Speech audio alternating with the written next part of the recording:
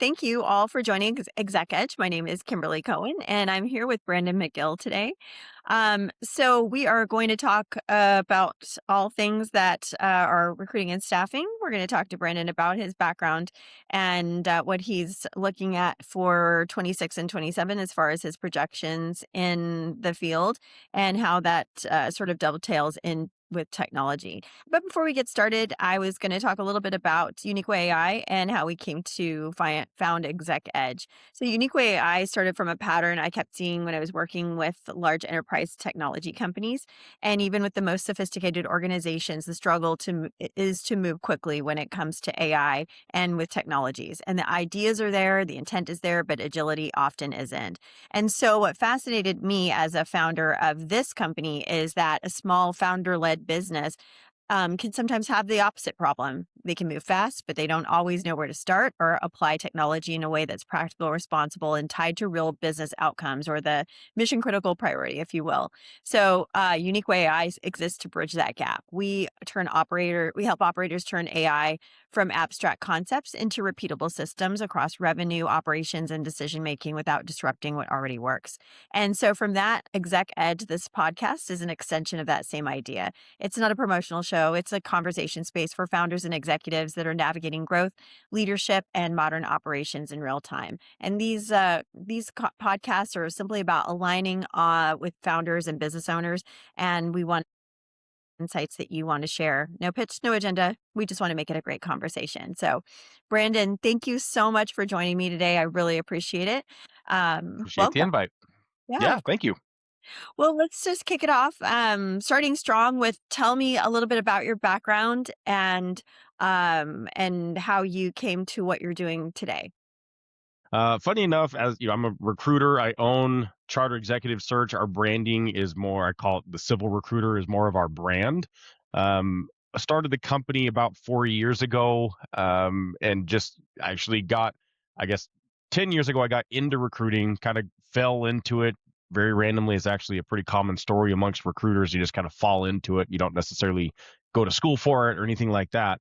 But I kind of fell into the space, worked with a mentor, and then eventually decided to go out on my own and started the Civil Recruiter. And it's been good. It's a very good space to be in, where we work with civil, geotechnical, and structural engineers throughout the United States. And that's honestly, we keep it very simple just because of that. Like, I don't need to be the jack of all trades, master of none. I'd rather be master of a few and jack of a few others, I guess.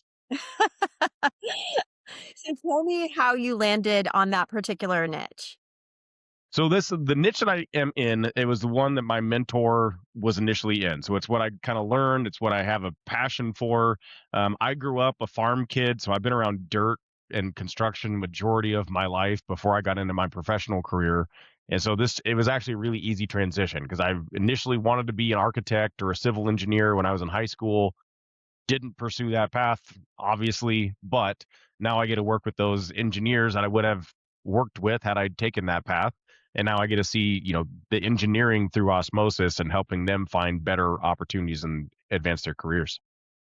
Great. And let me know, are you throughout the United States or are you just in a geographical area in particular?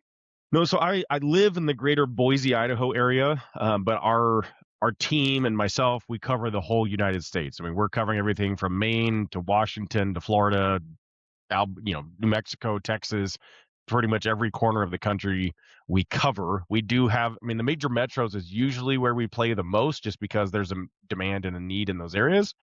But I mean, we're not limited to one specific region, I guess, outside of the country. Gotcha. And remind me, is this mainly commercial engineering? Is this mainly commercial projects or is it residential? So it really depends on what our clients do. So if our clients come to us, I mean, we work with everything from companies that do purely residential, like land development type projects, or, foundation repair contractors, to full bore tunneling design and construction companies. So it's not really limiting for us, but we stick to our lane of engineering. And so we know the skill sets that our clients are looking for, and that's what we go help them find from the engineering standpoint. to bring the right talent to the table for what they're looking for. Gotcha. So where are you seeing, just out of curiosity, where are you seeing the most building?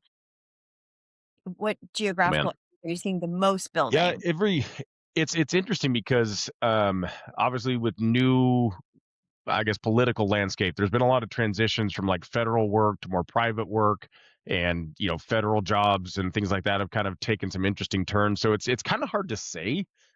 Everybody's kind of got their own pocket of things going on. Like we have some solar stuff that's going on, or like the alternative renewable energy stuff is stronger in different parts of the country. Residential is stronger in different parts of the country.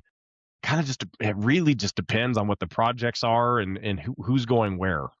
Yeah, It's really hard to pinpoint. You just kind of chase the trend of, it could be the Carolinas one year, and then the next year we've moved north to be in West Virginia or something where projects are happening. So it just kind of go where the work is. sure. Yeah, that makes sense. So speaking of chasing the trends, tell me about what you're doing in order to, since you are, throughout the United States, and you have a pretty wide depth and breadth of this type of engineering work going on. Um, Sort of managing all of that. How are you managing finding the clients? And Keeping a pulse on all that. yeah. Yeah, well, I mean, it's nice. We do a lot with LinkedIn. Myself and my other teammates, we do a lot with LinkedIn marketing. So I mean, we're more putting ourselves out there of the experts in our space that understand what our clients are looking for, and then those companies or those candidates, these engineers, they come to us and they say, hey, I'm looking for a job, or hey, we're a company, we need to hire an engineer in this area to do these types of projects. So that's the easiest way for me to kind of keep a pulse on what's going on, is just hearing what's going on in the market when we're talking to different candidates, when we're recruiting for our clients, or when candidates are coming to us saying, hey, work slowed down, I need to make a move, what do you got? And so that's the easiest way to explain it, is just through conversations that we have with both clients and candidates, is how we keep a pulse on things. Yeah, and do you feel like you have enough in terms of that kind of those kind of conversations going on to keep you guys busy, or is growth in we're your we're roadmap? slammed. Like, I Nice. honestly, this year we have kind of a growth mindset. We're trying to get the right things in place to where we can bring on another recruiter, because we have so much work and not enough capacity to fulfill really what our clients are needing from us. So we're looking to add an additional recruiter, maybe two, depending on how busy this year goes. But it's we're in a very what's the word I'm looking for? It's a high demand market. So if we can find the engineers, we can help them find the jobs. Oh, that's great. And when you're talking about needing to hire a recruiter, is that and if you can explain this to the audience, what do we call it? A full desk, or what is it called? Yeah, I mean, we like there's full desk, which is like you're doing client management, you're doing the whole process, right? Of I'm going to go find the people, present, profile them, present them to the client, do the client relations. Um, we don't necessarily need that aspect, like the full desk recruiter, because we have a ton of work. So we don't need people that can bring in more. That would probably cause more of a problem. But we're going to be looking to bring people on. They're going to be more like sourcers, I guess you would call them, like people to be reaching out to potential candidates and engineers, just building our network, starting conversations, and seeing if the conversations we start it lead to them potentially working with the clients that we're working with. Got it. Yeah, that's great. And are you using any technology in terms of that sourcing at the moment? Yeah, I mean, we have different tools. I mean, obviously, LinkedIn's a very strong one for us. We do utilize some AI tools. I haven't gotten super comfortable with AI quite yet to just be like, yeah, I'm going to just turn it loose and it's going to give me everything that I need, because our niche is so niche that I still like to have some hands on with the type of people that we're reaching out to, because I don't want to just blanket a whole bunch of people that don't need to be reached out to. Um, so we're still working on our trust factors and dialing in some of those aspects of how AI can really make us more efficient. But we definitely use it with, with our content. I mean, we come up with content ideas and it helps us with writing content. We still try to make it personal, as well as tools to help with finding, creating Boolean strings and things like that that are helping us in our process to just make it easier. Right. Sure. So sourcing candidates, as I am understanding just from my background and my partner, engineering is tough. I mean, there's a lot of talent. It gives you the gray hairs, if you can notice. Wisdom highlights. Yeah, wisdom highlights for sure. These are all my experience, all my years of experience per hair. I think if you mine are dog years at this point, Yeah. That's your awesome. hair. Okay, that's really interesting. So, what are some particular goals that you have then for 2026? I mean, we just want to see growth. So this last year, I had a non-solicitation agreement with my previous company that I worked for. So I was a little bit limited on what companies I could work with and where I could send candidates, things like that. But that is now expired for me. So we're excited to see what doors that opens up to just simply be able to help people find better opportunities. That was probably the main stickler for me, was like I didn't necessarily care that couldn't reach out to these companies, but it bugged me that I couldn't help engineers. And I'm like, I know that they need you, so you're gonna have to go apply directly. But I mean, that's how I put food on my table, is I help start those conversations. So it was Absolutely. just one of those things of like it was some kind of golden handcuffs in a lot of ways, but I'm glad that they're off now and I can just go do what we do best. Absolutely. No, that's fantastic. And remind me, are you working with government contracts as well? No, we don't really do government contract. We do a lot of, like, our clients do the government contract stuff, but we're more, again, on the engineering side, taking them to consulting companies or contractors that would be working with government. That'd be our only tie to government, I guess. Good. Then at least you get paid probably your net 30, net 60 versus net whatever. Yeah. We're usually net 15, net 30 for sure. We Yeah. love that. Yeah, I had a construction company back in the day as well, and yeah, it was definitely interesting. It's an uphill battle. It is Luckily, we don't I don't like being the Guido. I don't like having to, threaten, be like, "Hey, what the heck? I don't wanna I did my part. I don't wanna exactly. chase you down to do yours." Exactly, yes. Bill Yeah. collector should not be in my bio. Nope, I hate owing people money, and I hate it when people owe me money. So I think it's a pretty fair ask. When If I don't owe you nothing, then and you owe me, we should get it taken care of. Exactly, exactly. Don't want Yeah, names, well, don't be done. So exactly, exactly. Don't ghost me. I know enough people. We can find some kneecaps.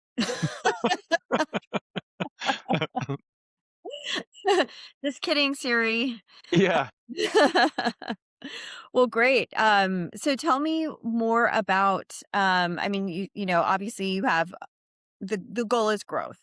What besides hiring the new sourcer, what else do you all do sort of on a regular basis in order to create that growth, that the demand that people are going to want to go to the civil recruiter versus competing entities? Any other competitor. Yeah. I mean, I'll be the first one to tell you, I mean, recruiting is all about relationships. Like, people that they trust us, they've seen us on LinkedIn or whatever. Like, we're talking to our audience, whether it be our potential clients or potential candidates that we're working with. We try to break through that ice with a lot of our LinkedIn content, and we continually are growing our networks there between myself and our team. I mean, I've got like 20,000 followers or something like that on LinkedIn now, so it's not a small audience to be reaching out to.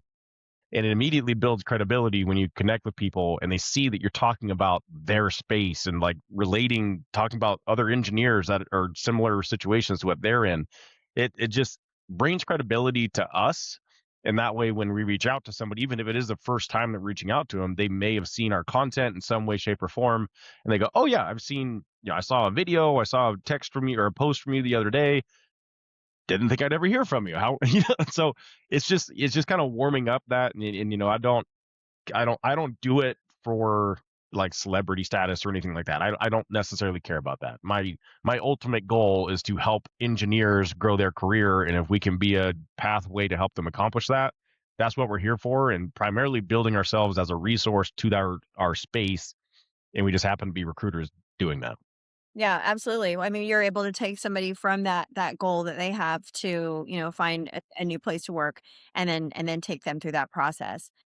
That being said, I have a daughter. We talked about this in our call before we actually came to this podcast, who is graduating from Texas A&M, not in engineering in any way, shape, or Awesome. form, but there's a lot of her folks in her group that are Yeah. in many Cool. different realms. So like anything from logistics to civil engineering, electrical engineering, mechanical engineering, etc. It's a bit of a daunting process for these new graduates to look at the job market, hear the job market news, talk to folks that are within their sphere of influence and to hear that, oh gosh, the job market is pretty dismal. When Yeah, I the doom and like, gloom. yes, exactly. Yeah. So what kind of advice do you have to these graduates, aside from the stuff that us typically as parents are giving them, which is of course get an internship, get Yeah. some experience under your The belt. Market. typical stuff that people are like, "Oh, yeah, you this It's is your next expected. step." Right. Yeah, What and you know, I always tell young engineers because it's not a space that I necessarily get to work with very often as those new grad engineers, just because companies don't come to me for that level of engineer. But I always tell them like your network is your net worth. So exactly. if you're not building your network before you're graduating, you're not having conversations around, hey, find other engineers that are in your space that are 2, 3 years ahead of you so that how they did it is fresh in their mind and they can be a resource for you, potentially, get your name in front of a company if you've built that relationship. Right. But I would say, and if you're reaching out to people, don't just say, hey, I'm looking for a job. Can you help me? Like, probably the worst way that you could go about it. You'll get ignored 99% of the time. um, Approach it from the standpoint of like, listen, I'm graduating with this degree. I saw that you also went, graduate with a similar degree a few years ago. How was your job hunt? How, have any advice for me on how to go about connecting, or any companies I should look out for or would be recommended to, like, just start utilizing people that are a couple years ahead of you or even senior in that aspect to say, I'm just looking to learn and get guidance on how to start my career. And that approach goes a lot farther than just, hey, I need a job. Yeah, The hey, absolutely. I need a job meets the round bend really fast. Exactly. Yep, airball. And I've definitely been, talking to some of my daughter's friends and her with that same advice, which is, "Hey, I'd love to," even if to reach out to people on LinkedIn, within the network, the alumni network as well, and offering them, "Hey, I'd love to have a virtual coffee with you," or if they're local, obviously, go to coffee and buy a coffee. I'll send you a Starbucks and can I have 15 minutes of your time just to get your advice? And I feel like that is, at least more helpful. I would definitely be more It's a appreciative of it's a that. better it's a higher level approach rather than just, hit them over the head, drag them into the cave type of a thing. Like, the Neanderthal approach of just very blunt, straightforward. I mean, and there are some cultural things that come along with that too. Like, I've met some foreigners that is more of their approach of like, I need a job. That's just their cultural thing. Right. And I've had to talk them through like, hey, I mean, it's not an overnight success story when you're graduating from college. I mean, you have to build your network. You got to find areas that you want to learn and find your mentors, because if you don't find them and you're always just, I need a job, I need a job, I need a job, you're going to be looked over every time. Or if you're just basic applying and like crossing your fingers, toes, eyeballs, and you're not doing any follow up or reaching out to anybody else in the company, you're doing yourself a disservice. Yes. Yeah, I remember last year some graduates in particular that were reticent to take my advice, shall we say, would just cold apply to everything under the sun, day after day after day, and were constantly disappointed. And I kept on telling this person, that's not going to get it. You have to get a little bit uncomfortable and network Yeah, because don't. that's the I mean, only I realize that a lot of this is how we implement AI into things. Don't let AI apply to every job for you. That's probably the worst thing that you could do right now, because all these, HR systems and managers that are hiring managers, they catch on to it fast and they're like, "Oh, this person's just lazy." Like right out the gate. This Yeah. person's lazy about their job application. We're not going to move forward with them. Absolutely. So, Yeah, absolutely. I know that there's tools too. I mean, obviously you can marry a you can use ChatGPT to marry the job description to the resume to the cover letter. And then, have it rewritten. There's also other but tools you though got to that you got to can. still personalize that stuff. Right. Yeah, absolutely. Yeah. And also, recruiters and the ATS systems, as you were talking about the applicant tracking systems on the corporate side, they pick up on the M dashes, those long dashes, the asterisks, the hashtags or pound signs we used to call them. Yep.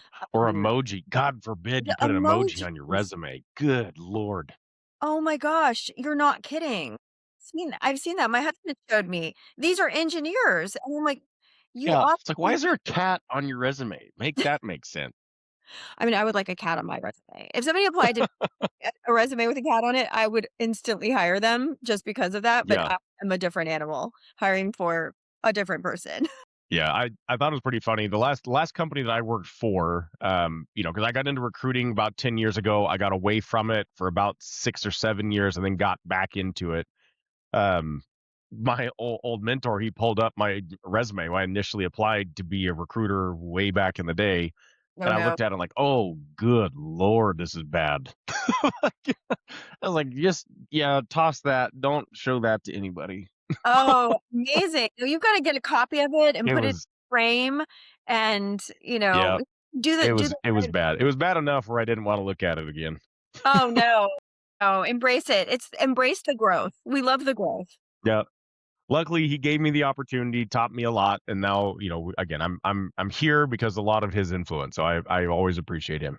Yeah, there's a lot to be said for mentorship and, hiring a consultant to help on the exterior of things to really analyze and audit what it is that the company's goals are.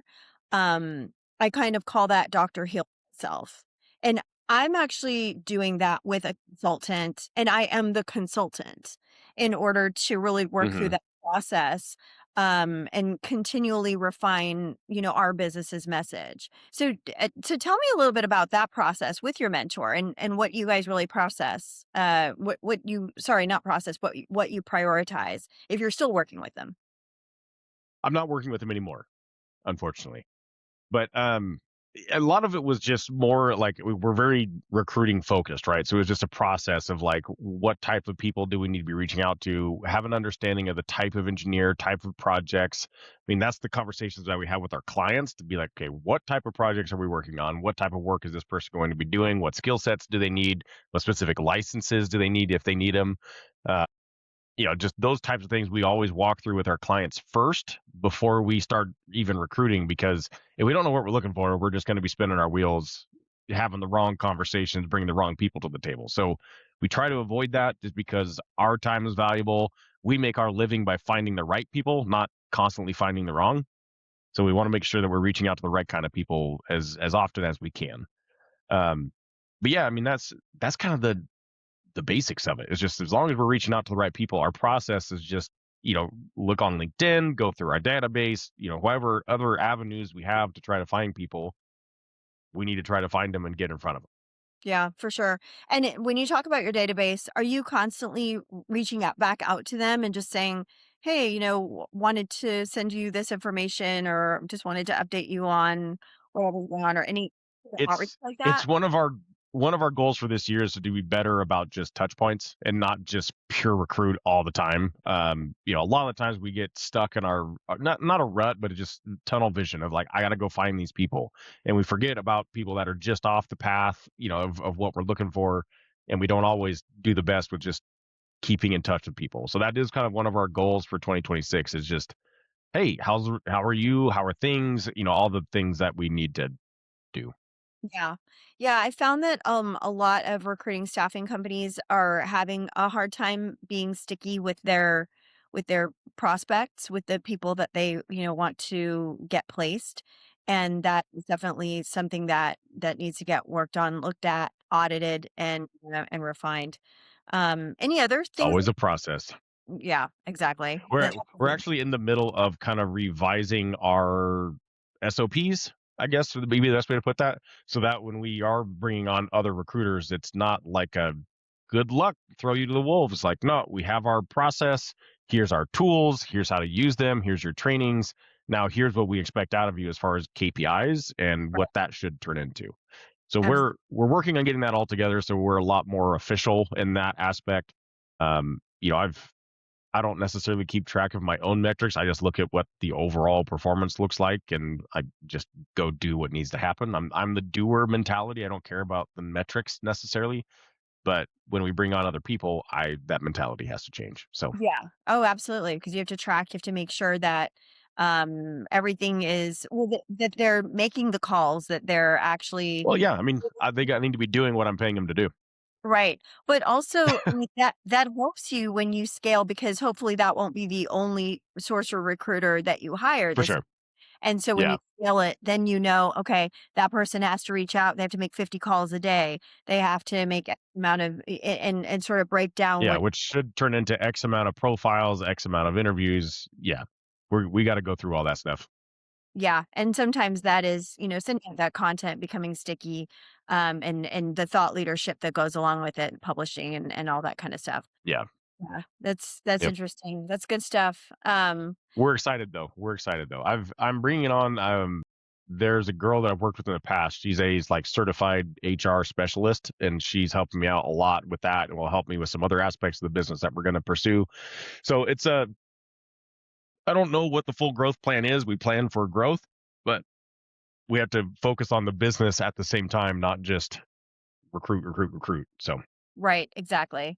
Yeah, that definitely makes sense. Well, it sounds like big things are in the works for you and for your company. I'm really we hope. excited to learn more and I hope we can keep in touch. So I Yeah, think we've come to the top of our time and really appreciate your time today, Brandon. I Thanks for appreciate the joining us invite. on Exec Edge. I'll have some cool clips for you going forward, and we'll talk again soon. Perfect. Thanks for being on the show.